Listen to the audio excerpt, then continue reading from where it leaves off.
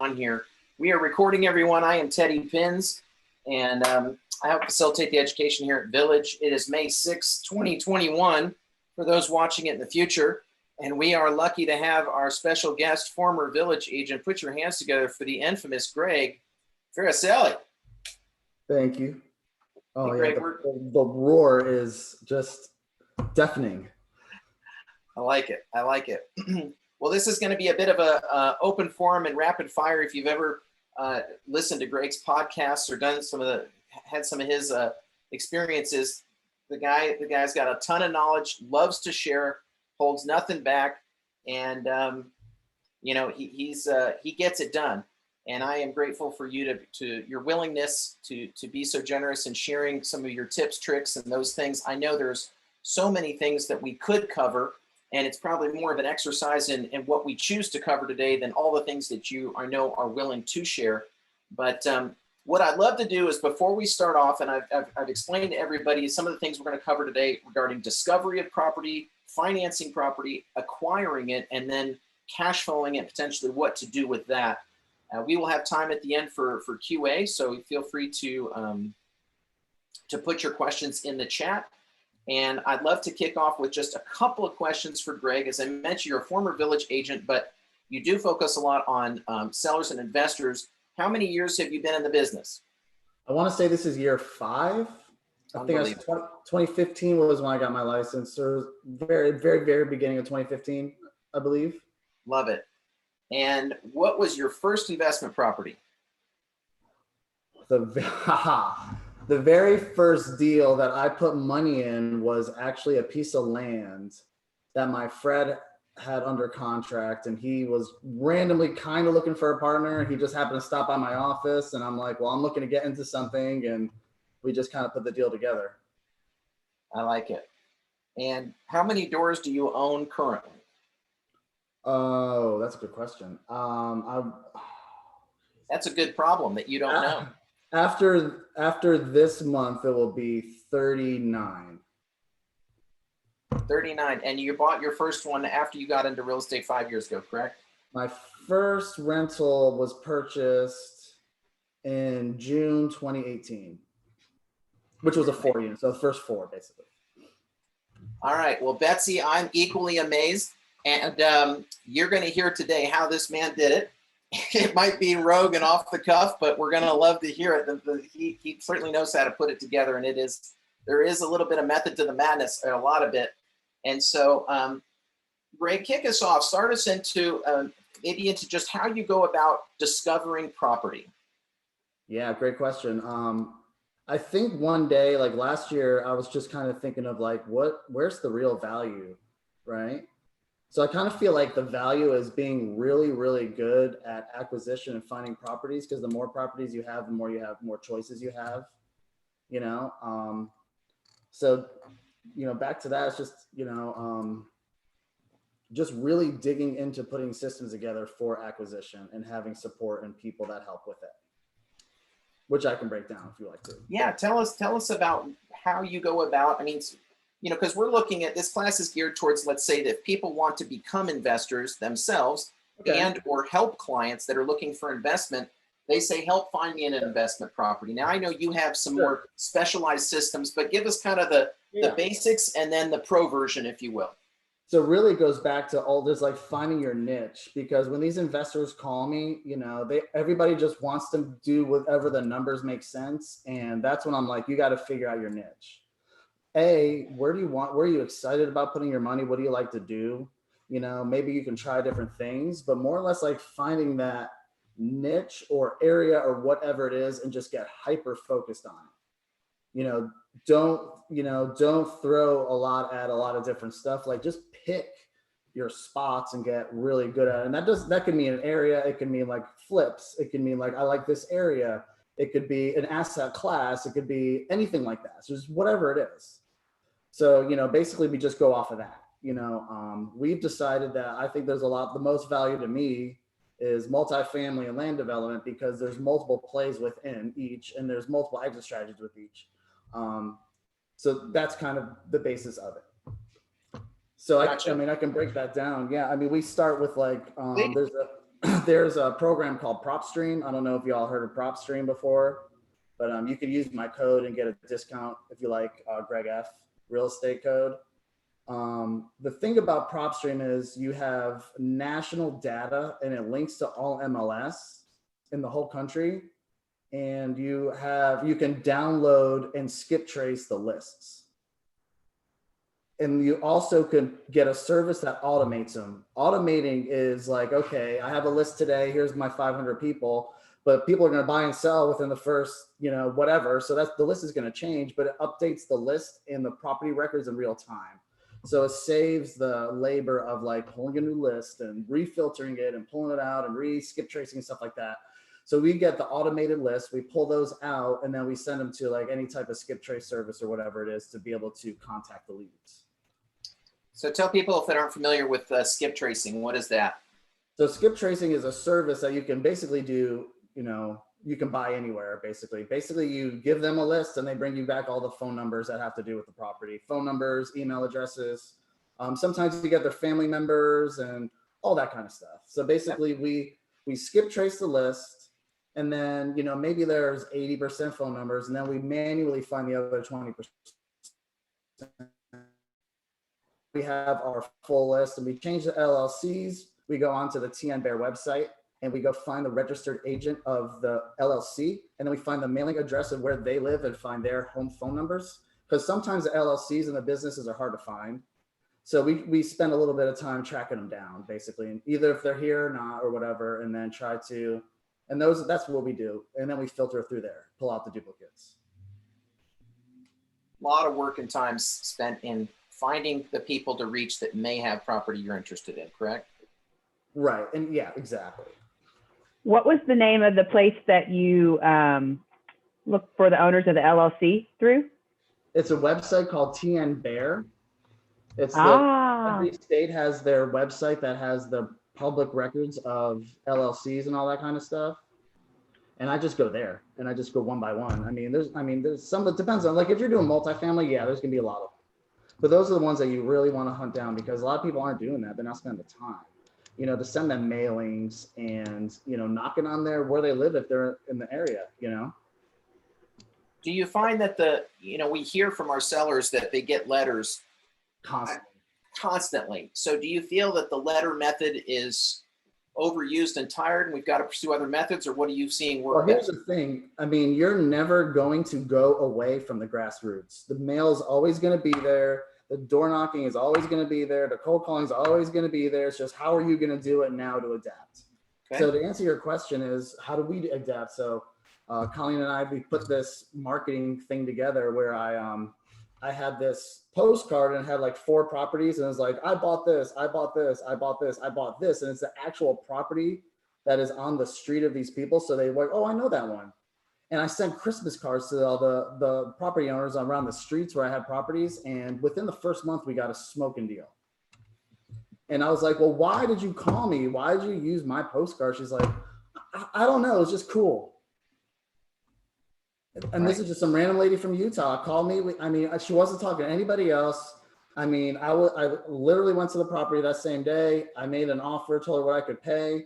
She gave me the property management's phone numbers and everything. I put my own lockbox on it, had all my guys going over there doing bids, within the first couple of days.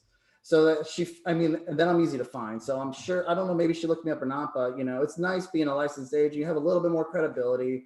You have a website that could find you, and you'd be a little, kind of have to play the transparency game instead of like a wholesale game where like I just send out the yellow letters. There's more of a face to it.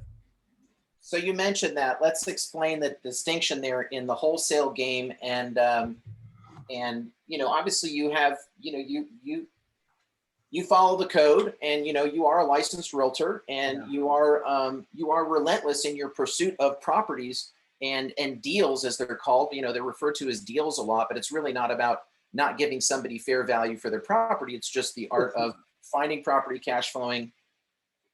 So tell us about the distinction of what is wholesaling.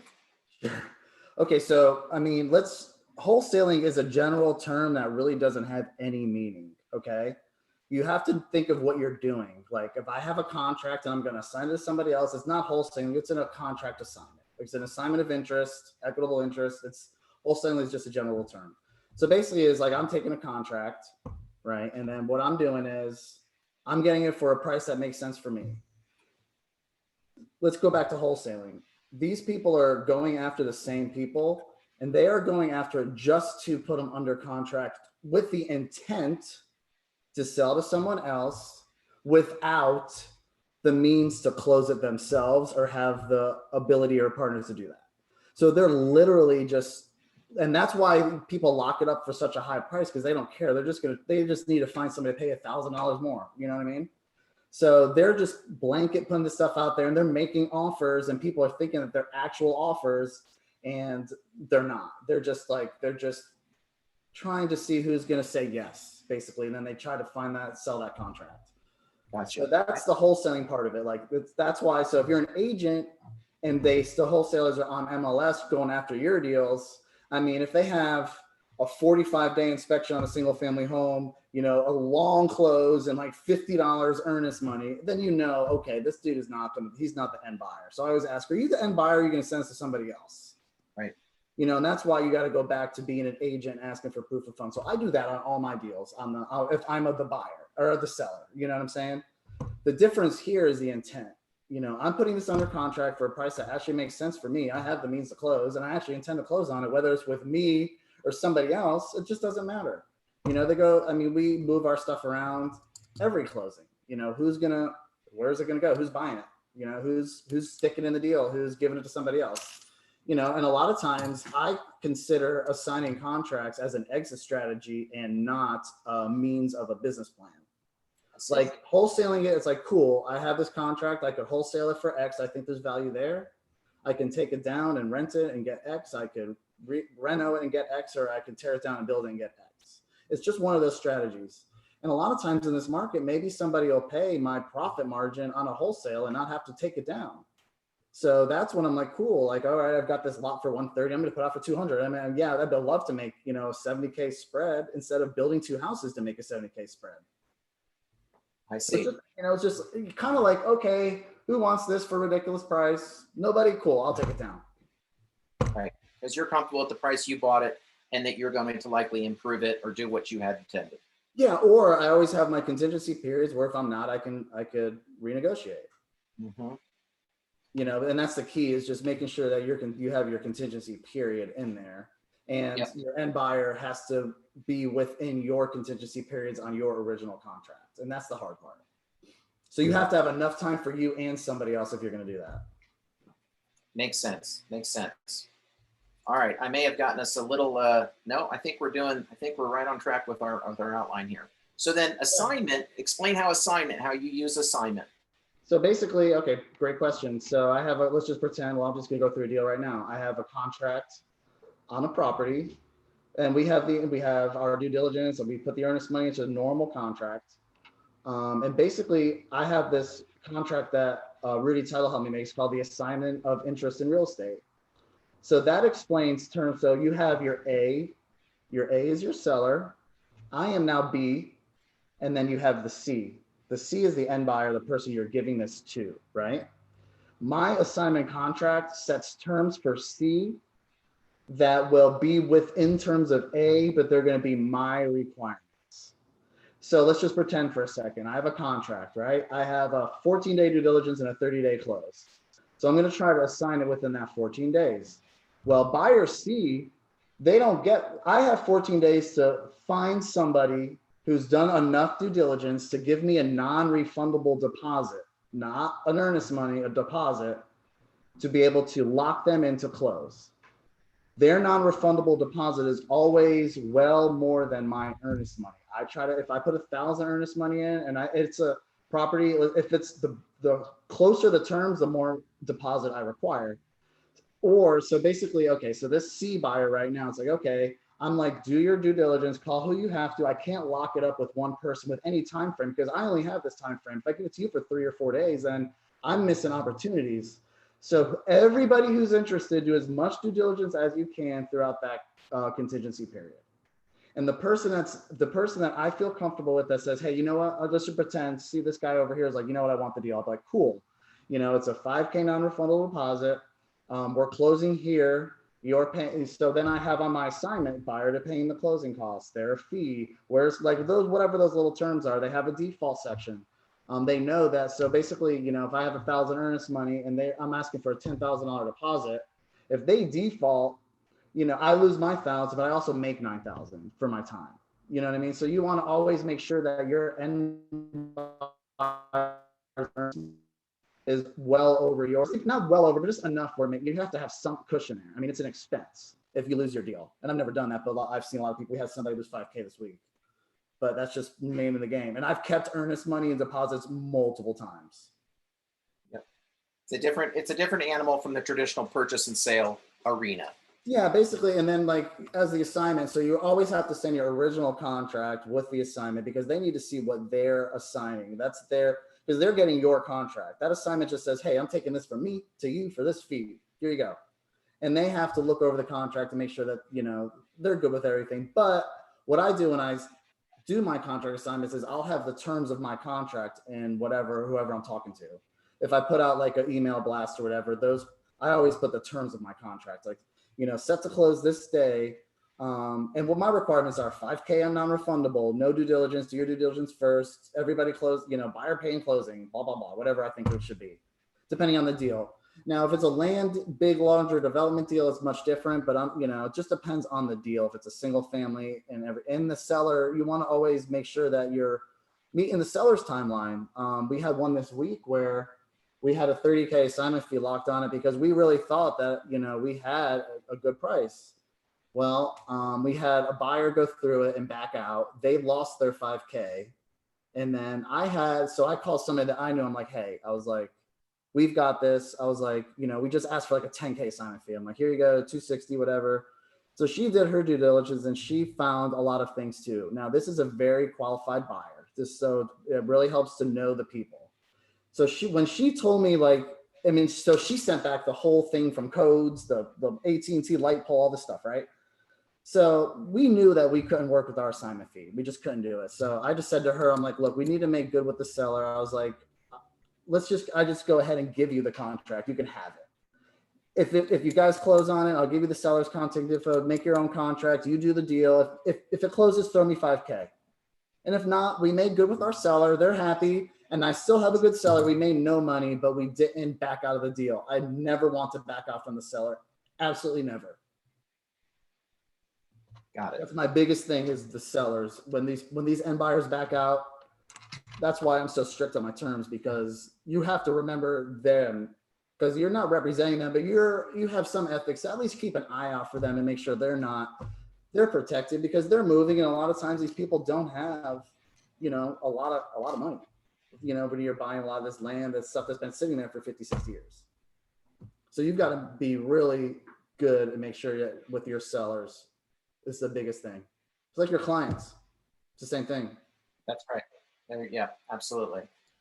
We had a question about when you're calling on houses, how do you handle the do not call list? And has that ever been an issue, or does the skip tracing be mindful to that, or how does it go?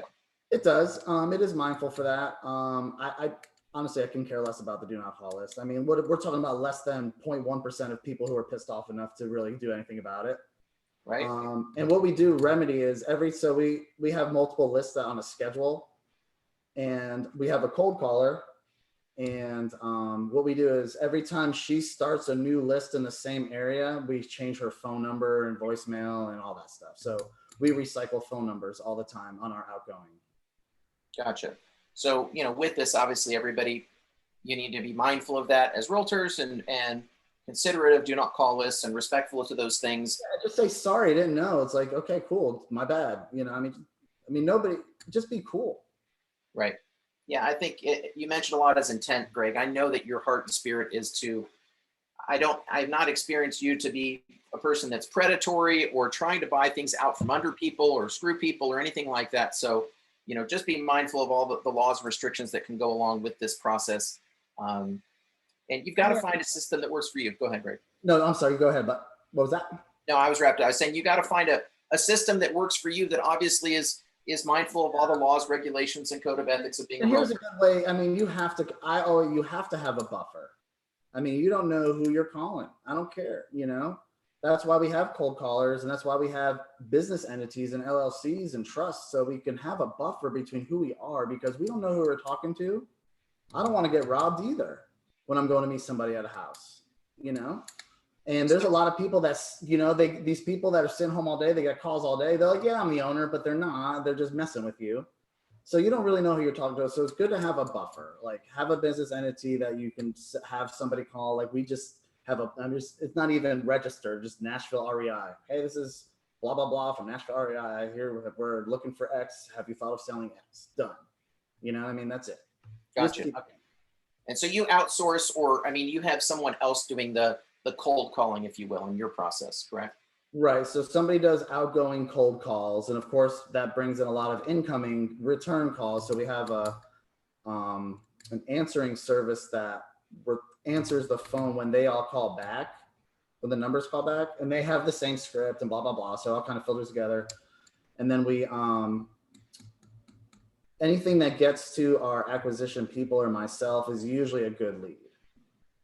Excellent. So by the time it gets to me or somebody, it's been qualified. Gotcha. Excellent. Okay. Let's see here.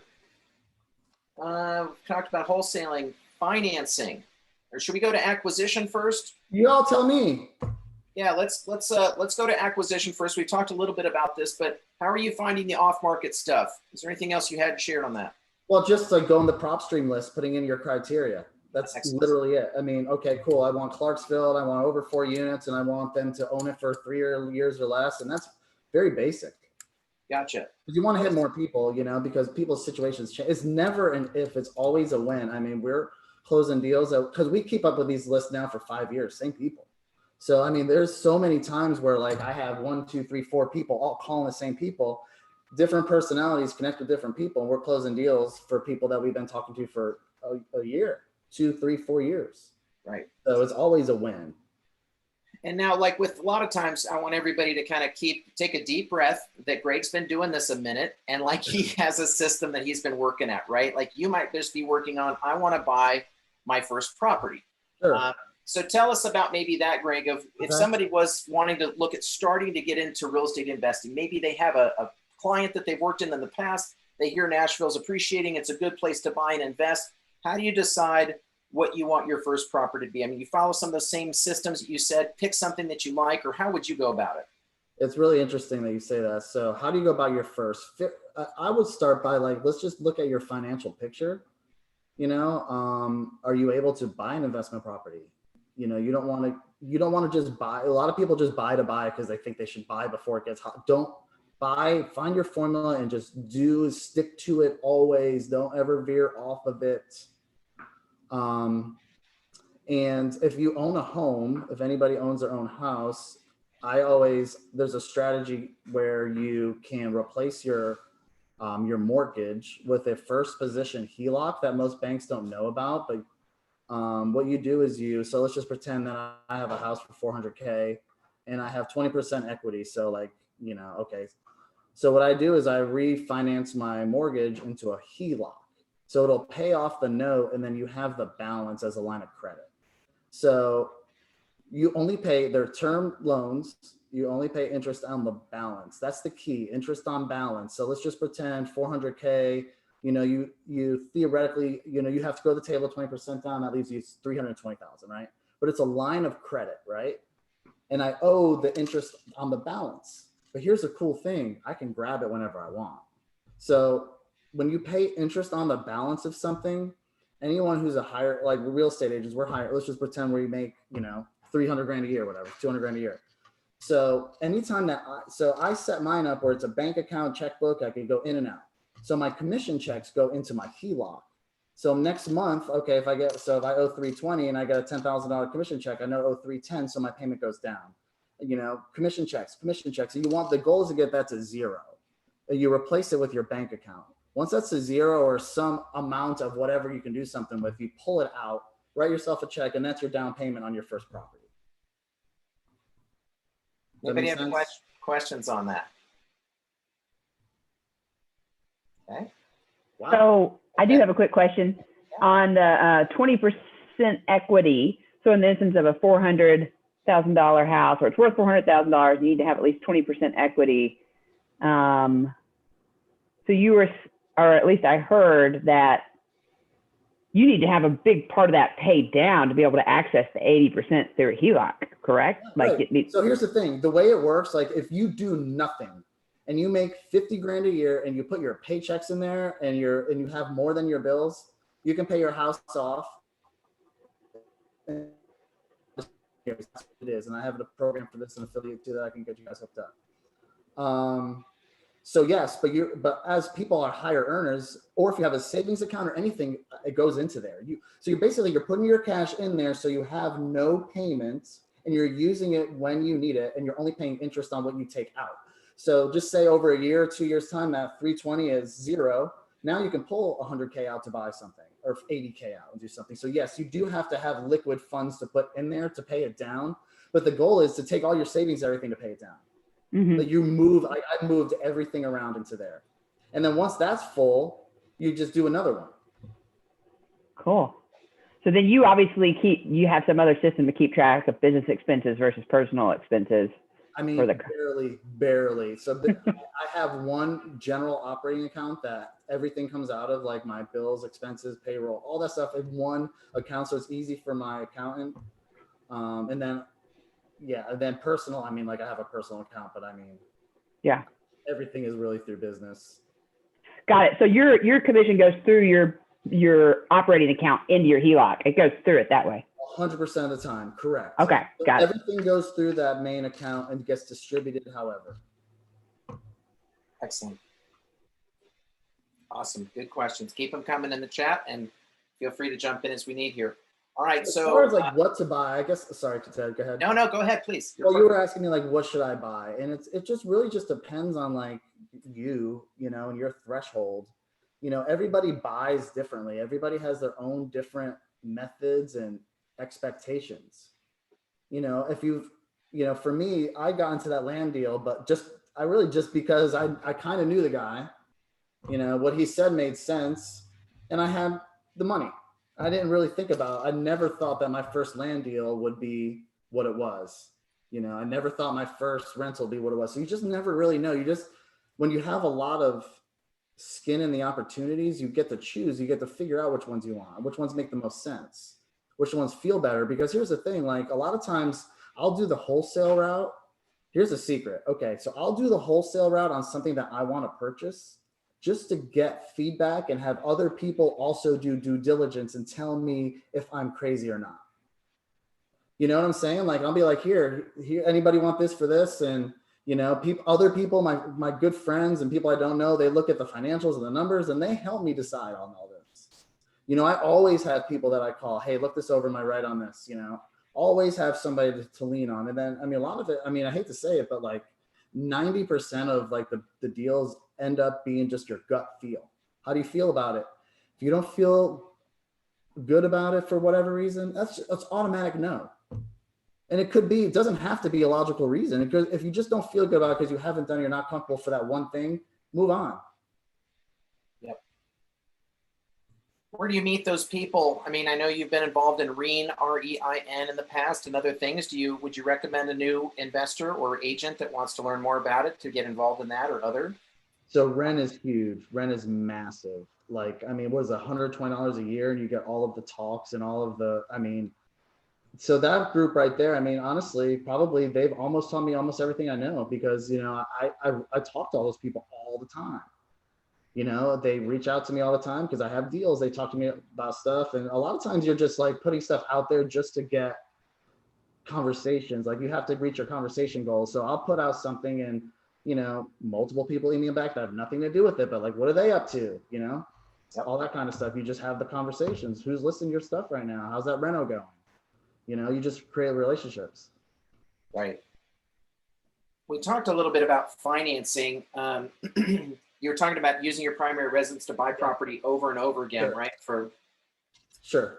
If you don't have that necessarily, I mean, would you go just get a straight loan on a new investment property with, how would you recommend that if they don't have as much of that liquid? Sure. It depends on the deal. Number one, if you don't have a lot of money you can go, if you can go FHA, you can buy a quad up to 4 units on an FHA loan and put like 0% down. I mean, that's amazing, you know, especially if it's an area you want to live and you can live. I mean, obviously Nashville, you're not going to find that, but you know, in other areas you can, you know, maybe you're the primary and you live there and you don't, and you rent out all 4, but you could figure that out. But that was a big thing. And then, so I know of a buddy of mine, and anybody can do this. Let's just pretend that you find a deal with equity. You know, I find a 4-plex for, I don't know, 200,000. I think it's worth 250 and it needs, you know, some turnovers. Well, I have equity, right? So my value is in that contract.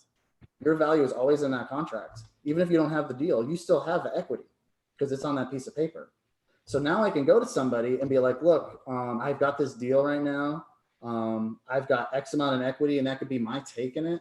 And I have a gap of whatever the down payment is.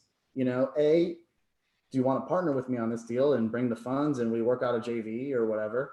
B, do you want to just lend me your money on an annualized return where you just borrow the money, use it for whatever you want?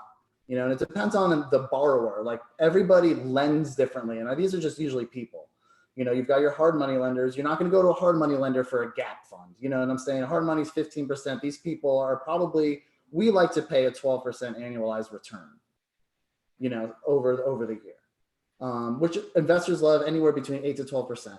And that's if you're using a lot of money, you're going to buy that. But I want my investor to make money too. So I'd probably bring them in as a partner, you know, because at the end of the day, you just need to get into the deal. It's not your end. Like you just need to get into the deal and close the deal and have your business plan for the deal be able to appreciate it somehow, where you refinance out and then everybody gets paid their basis back and now you own it 50-50. So me and my buddy, so I got in a tough spot this month, and I reached out to my friend. I'm like, hey man, will you know, throw me some cash, you know, for this deal? I send the deal. He's like, yeah, dude, let's do 75-25, 75 for him because he brought all the money and I get 25. But once we refi out, it goes 50-50. He gets his 75% back. I take my 25% of the profit, and then we're just 50-50 forever. Now we have nobody has any money in it. So that's how you get into it with not having money, just knowing these people, like your clients that have money. Everybody, like all your clients that can't find deals right now, I mean, find them parts of deals that you have. It's like, I've got this deal. It's like, do you want to jump in with me on this? I mean, those clients are your partners more than anything, and learning how they buy and having those people, like, work with the clients that buy like you. You know, I don't like clients and people that call me and they want to, you know, spend 200K over this for this piece of dirt. I just won't work with them because I don't want to deal with that. Because, you know, if you know, you know, so find these clients and these investors that have the same type of mindset and goals. Like, you don't want to sell D-class rentals to an A-class investor, you know, and I don't want to buy A-class rentals. So all my friends that I call are all buying the same stuff the same way. So it's really easy. Here's my pro forma. Here's the numbers. Here's everything. Let me know. Like it. We talked about your notes here on financing, underwriting, multifamily, and a quick analysis on that. How do you go about that? This is, so there's a formula that you can use. Basically, quick analysis. Like, I mean, I see people dig through stuff all the time.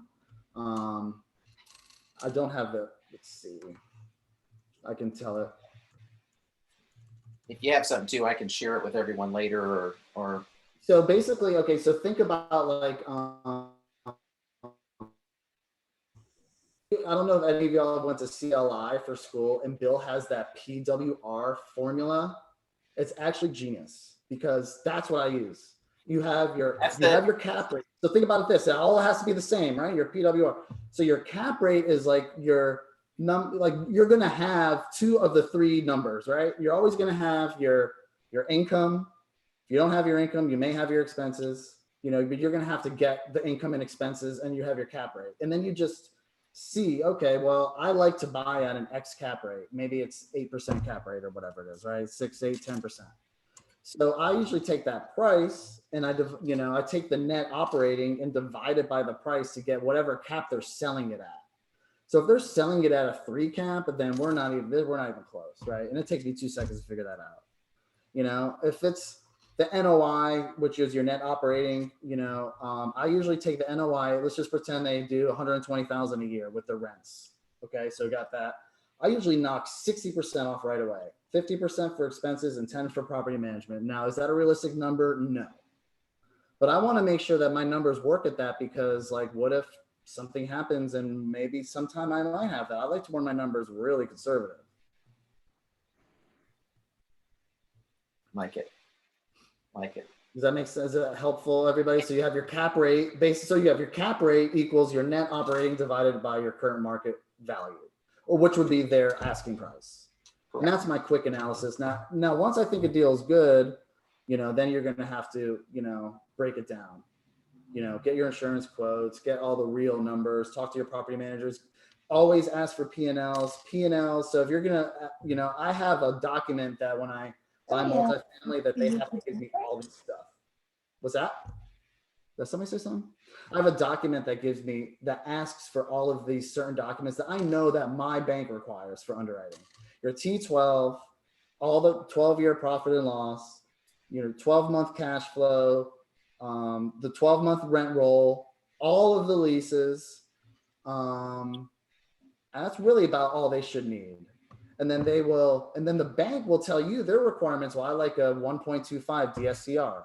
Okay, well, I could run my numbers to tell me if I'm in that. I don't need him to do that, And then it's a great way to go back to the seller too. Like if you have it at a close price and you're a little bit, couple 100,000 or 100,000 too high, that's a great way to go back to the seller and be like, look, the bank's only really evaluating at this price. It's almost like an appraisal, but it's not, because an asking price is not, it's arbitrary.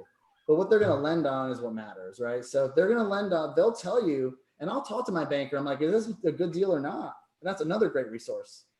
It's like, so they'll tell you like, I could lend to you on this amount, or I could pay this, and here's why. And then you go back to the seller with that data, with the spreadsheet, be like, boom, here's what my bank will lend on.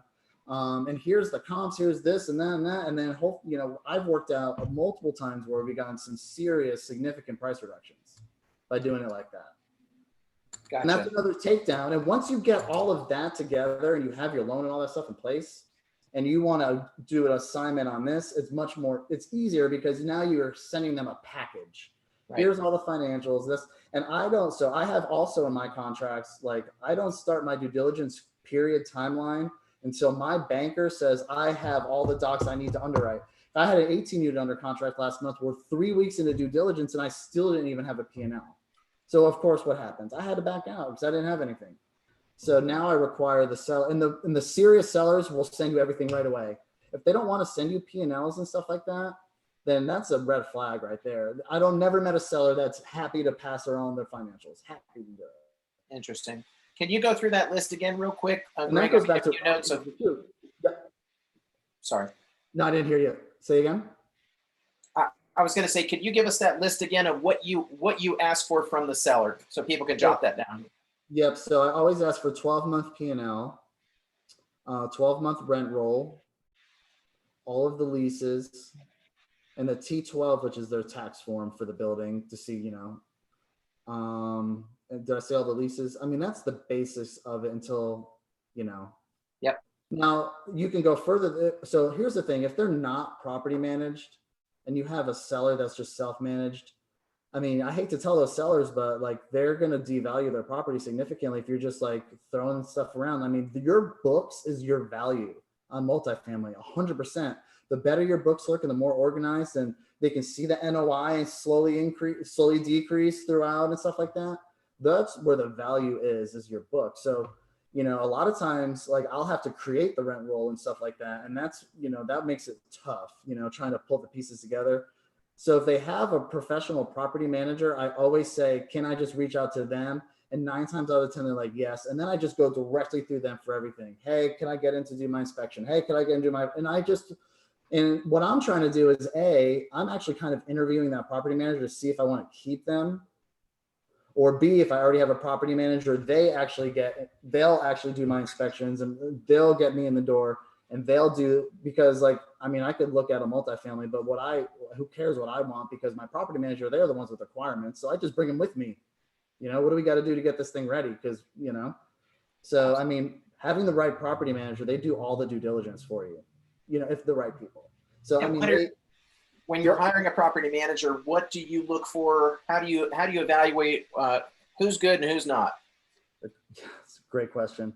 A lot of it is looking at their P&Ls of other properties, similar properties, and asking the questions of, you know, do you guys add on for material and repairs, and like, do they nickel and dime you?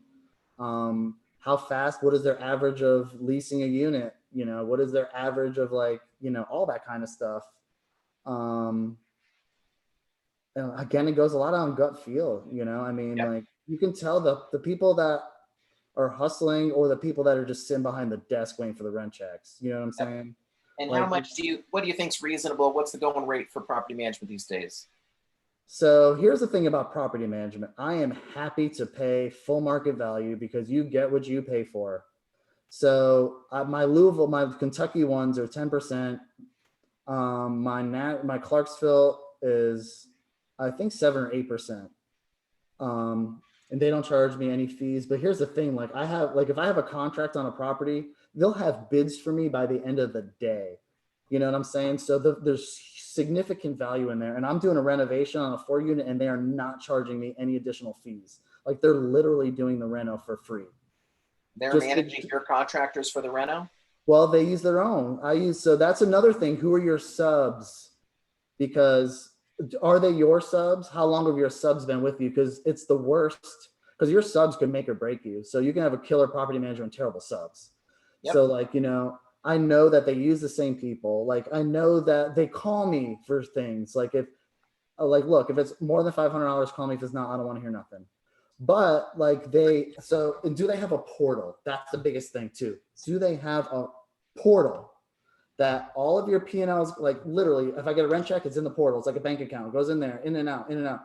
And then move-ins and move-outs, full pictures. Hey, the guy had to fix the sink, pictures. And so when they have a problem, they come to me with the problem, the bid, more than one bid, and the time frame to get it done. And they just want a yes or no now. Yep. You know? And move outs and stuff like that, a lot of it's going to approve. Like, she called me one day to approve to buy 2 light bulbs.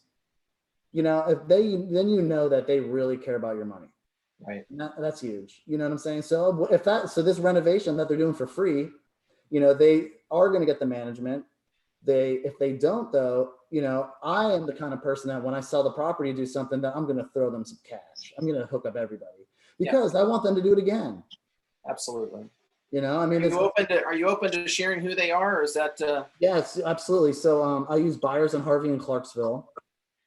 Brad Jackson is kind of the boss man there. And please don't repeat any of the figures I've given you, because it may not be. No, those deals are for you. We respect that you've got different volume and history. And here's the thing too with them is, like, if I have a multifamily deal, I'm working one or wholesaling one, I always point them to the property management to get the property management for those deals too. Right. So, like, I've brought them probably 20 doors over the past year of just my clients and stuff that they're closing, because I know they'll do all the due diligence, you know? And if the more doors that they get, like, I'm starting to get reduced rates now when I bring in more deals and more properties. And like, they're transparent. Like, I talked to Brad, who's the owner. I'm like, and they want the property managed, but he goes, dude, if I were you, I'd sell it too.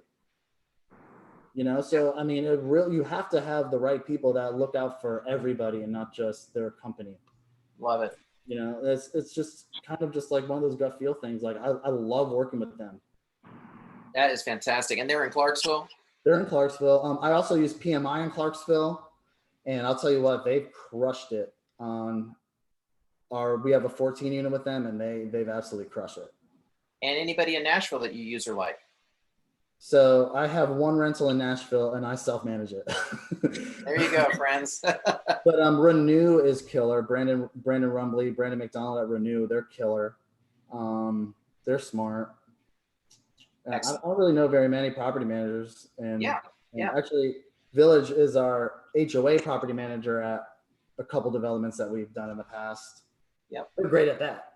Yeah. So Village PM is a separate entity to Village. It shares the name, but it is a separate entity, and they do property management. It's not an endorsement to them, but they also manage HOAs, which is sort of a different niche. But if you have a multifamily, you do need a property management of the HOA. That's a different animal. We'll cover a different time.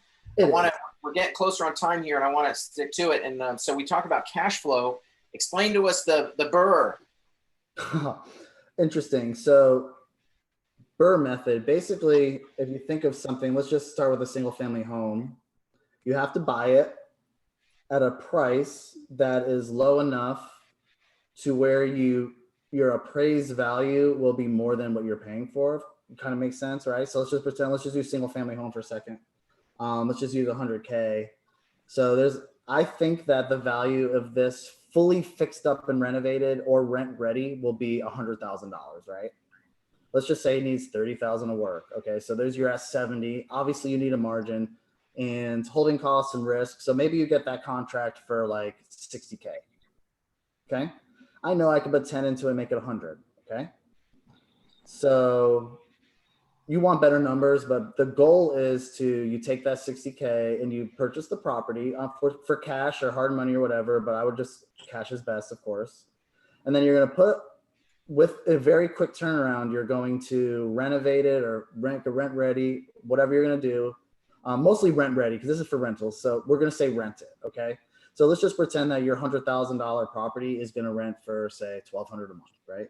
So remember, your value is in the numbers, your value is in that lease. So there's significant value in the lease minus your repairs. Your repairs and stuff like that are secondary to that lease amount. Okay. So you want to just put enough into where that's going to rent for a quality property for that 1,200, right? So you've put 10K into it and we think it's worth maybe 100, 110, 120. So we're going to go for, now we're going to go ahead and refinance with the bank. Okay. I have my refinances set up before I buy the properties. So when I'm on my due diligence period, I'm already reaching out to my people to see who's going to give me a refi at 80%, 75%, whatever it is, right? And I have those terms in my head as my end numbers on the when I'm buying the property. So basically the goal is, okay, so let's just pretend it appraised for 130, 120, and you're getting 80% of that. So you fully get 80% back, and that 80% that you get back should cover your original purchase and your renos, and hopefully if you do it right and buy right, it should be a significant amount more. So that significant amount more, that cash you get back, so that property's now on a normal conventional loan at 75%. You're good, right? You got a $700,000 payment, $700 payment, and your rent's $1,200. Cool, let that do its thing. Take that money that you took and buy another house. So now you're still using the same money, but you're buying your second property. So you can do that over time. That takes some time, which is why I do not like single family homes. I like to use the same thing. You have a down payment of, I don't know, let's say you buy a quad for, let's see, when I did, I purchased it for 240. So what, I put 60K down or something on a conventional? So here's what you can do. So remember, single family is quick. I like to do my BRRRRs over with the multifamily. I like to do, a good 6 months to a year, because I want to increase that value with rents, slow turnovers. And you got to look at it. Do I have 4 leases to turn over? Do I have 2 leases? Like, what is it going to take to get to that maximum value? Because, you got 1 down payment, and then you've got, maybe say 4 doors. So, that unit, I mean, a lot of times when you're just raising rents and doing normal turnovers, it doesn't cost that much. It's just turnovers. Like, I'm not talking about doing roofs and CapEx and stuff like that. And your rents should cover. So your rent income will cover your slow rehab that you're doing. And once you do that turnover, you maximize the rent amount. And that's where the value is right there. So let's just say over a year, I turn over a couple leases, I'm getting 800, 850, and whatever. Okay. And now I'm getting cool. So now it's like, all right, so 8 times 4 is 3,200 a month. Wow. Well, I pay 250. If I'm using the 1% rule, that's 320. So I already increased the value, and I maybe put 5 or 10K into it, maybe just to turn these units over, right? Paint, carpet, or whatever, toilets, repairs. So what I'm doing then is now your refi is pretty fat. So now this thing is worth, I had the one I bought for 240 appraised for 380. So what is that number right there? 80% of 380 is whatever that is. I'm terrible at doing quick math. So then your refi is way fatter. And now you can take that refi, and now I'm going to take that and buy 10 doors or buy something else. And it's way quicker to scale when you're doing it like that instead of one house at a time. Because think about it, one house, you got one roof, you got one HVAC, you've got one insurance, and it's way harder to manage like repairs and stuff like that when your property manager is having to go like this all the time. So just I try to keep everything under one roof, you know. And slowly maybe you can add CapEx in there, you know, and that does help. If you do get a roof, it will appraise higher, stuff like that. So, you know, you got to really know the appraisal market and stuff like that to be able to do that. So, and that's how you do it. And then you just do it again. Yeah. Question regarding from Lee Fun. Are you having any issues in this crazy refi market on getting good refi cash out? So I'm doing one tomorrow at 3.1 at 80% on a 10-year term interest only. So no.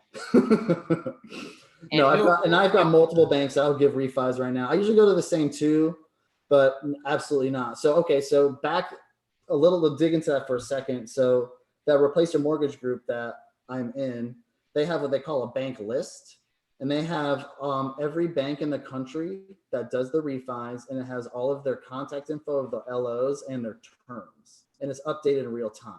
Somebody literally hired just to do that. And they give you a questionnaire of what to ask them. So they know what you're doing. You just say, hey, I'm with Replace Your Mortgage. And then you go through this thing, or sometimes you just send it to them. And they just send it back. So like, if you're going to do a refi, I mean, I just pull up that bank list and kind of just like comb through, I email them, hey, how accurate is this? And they'll send me a new one. If not, and I'll just go through and be like, okay, well, these 3 guys are offering something similar. Maybe I can do something different. And you just start making phone calls and make relationships. That's because of that. If you don't have that, like the bank list, then you're just using your lenders that you use in real estate, and you're calling people and you're finding other people that have done them, because they're not your traditional lenders. You're not going to go to like a normal lender that's doing your FHA loans and think that they're going to do a solid cash out refi on a commercial property, like a 4-unit up where they're commercial, totally different animal. Excellent. Depreciation. So, okay, depreciation. So basically if I'm going to refi on something, I'm going to probably commit to keeping it for a while. And just like all of us, I'm sure we all have some income. Do we have to write some taxes off?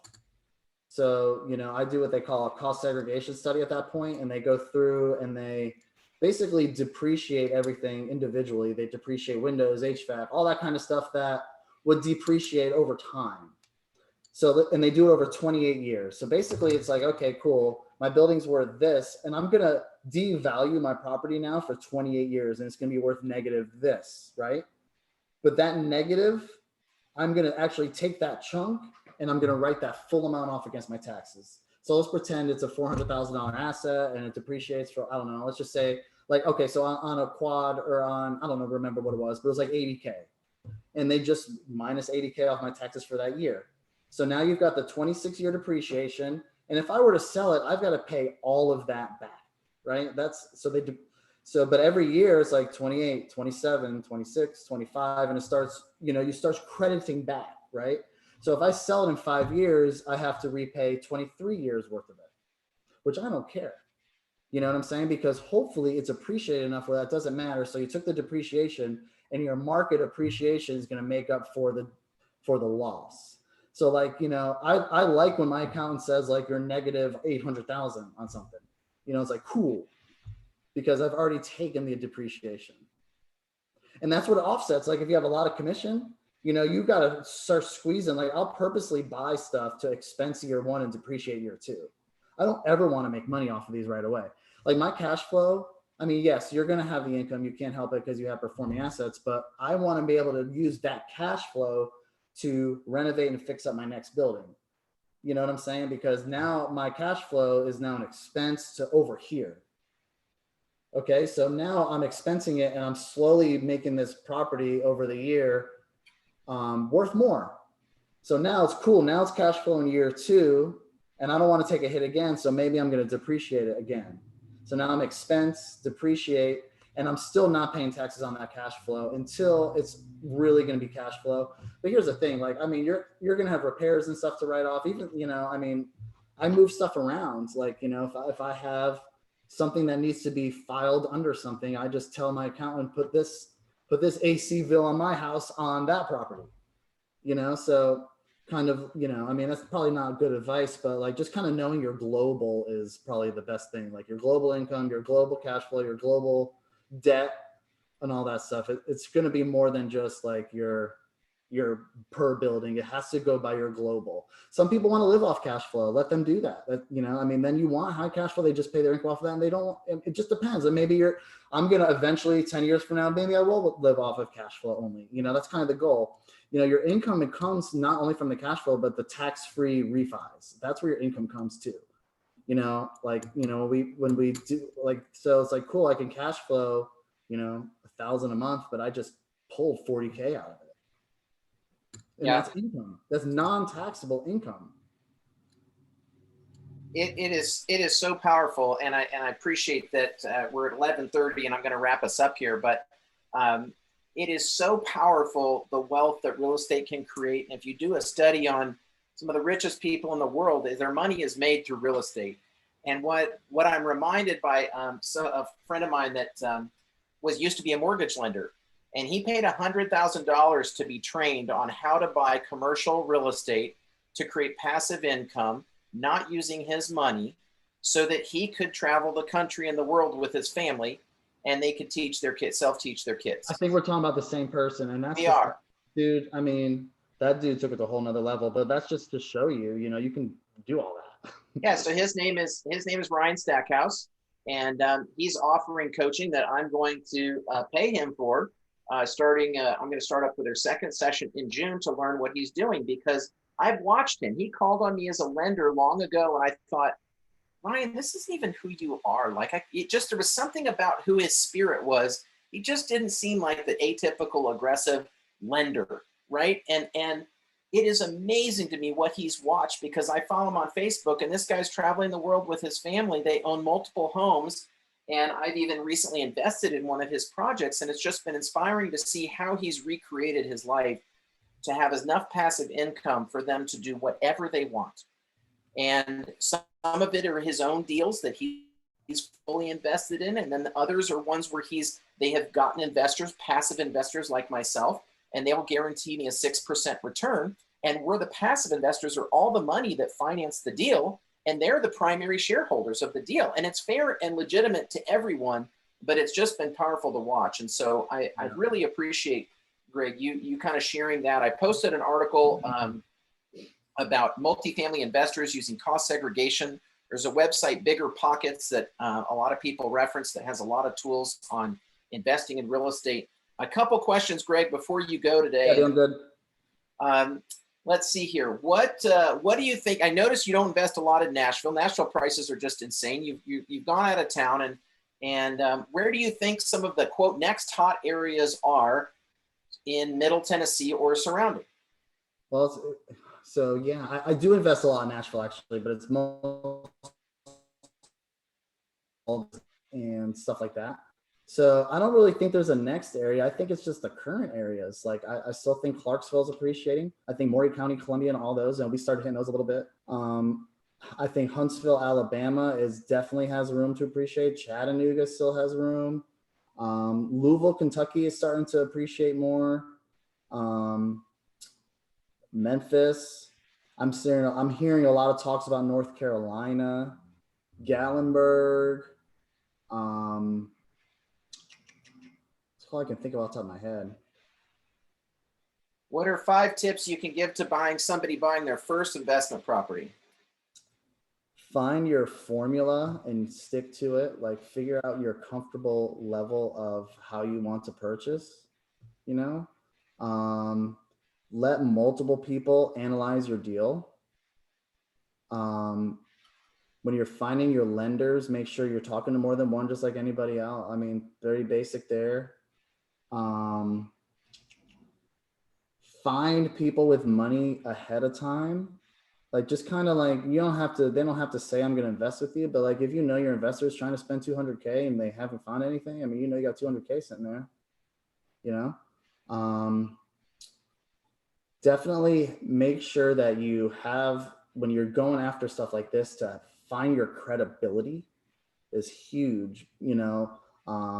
It's kind of difficult at first, but after you start buying stuff, you can just leverage it and say, like, I've closed deals before with these people. Like, I've done this one. I'm happy to pass the sellers and banks. I mean, when you're wanting to pass all that stuff to them, and be transparent, they're going to want to work with you.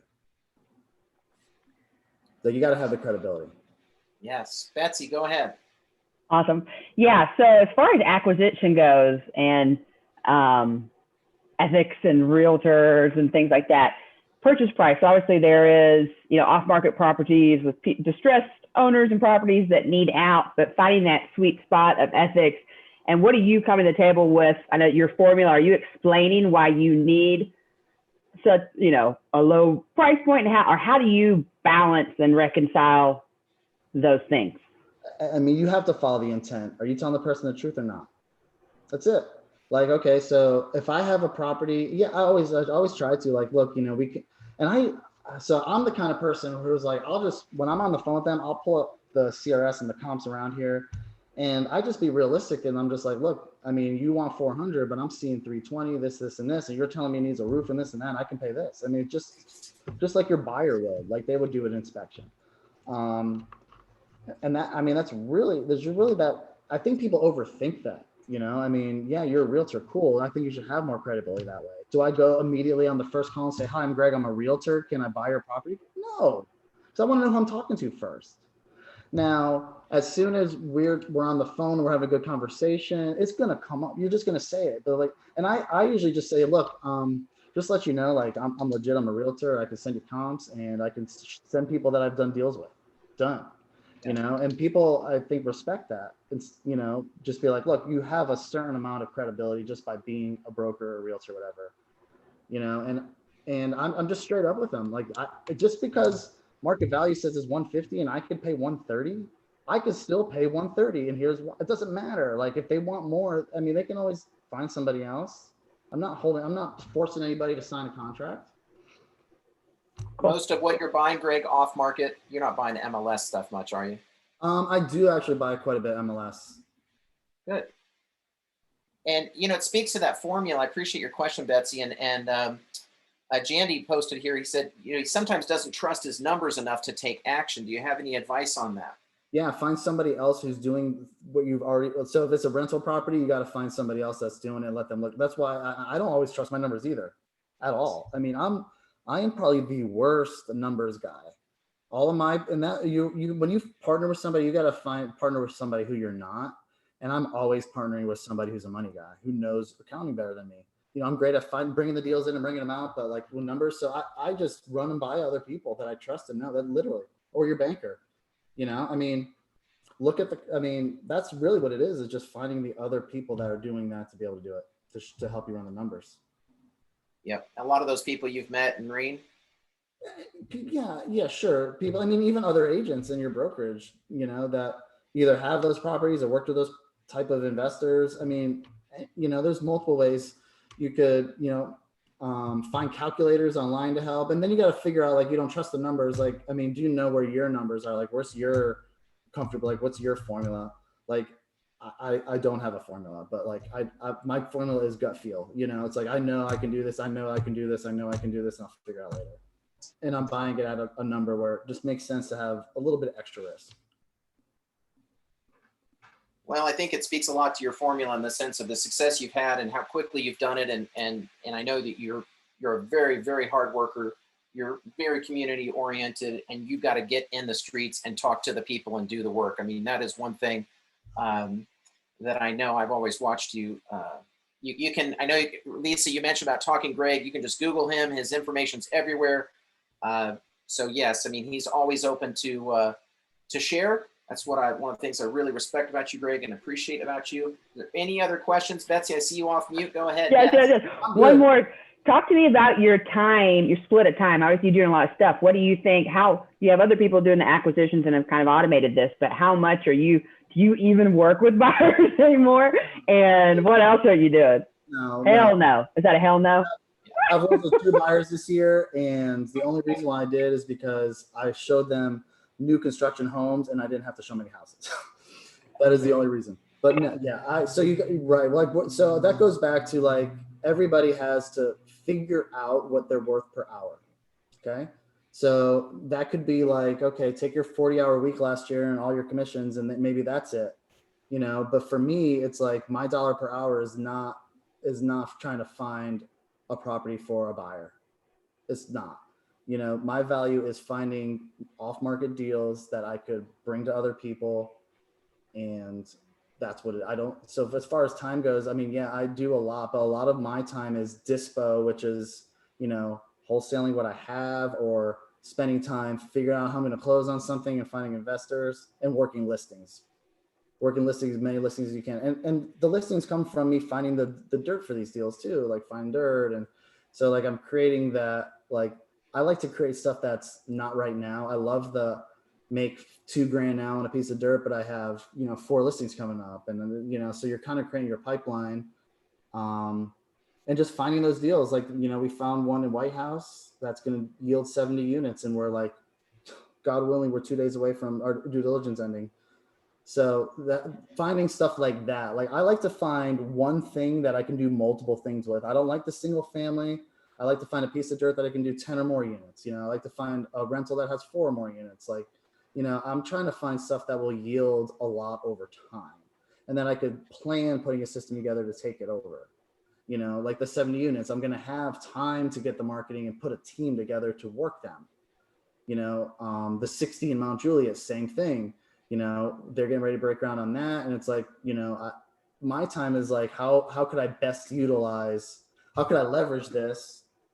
And what tasks can I leverage, and how can I leverage the asset, meaning the dirt or whatever it is that, you know. So my time is mostly spent doing lead follow-up and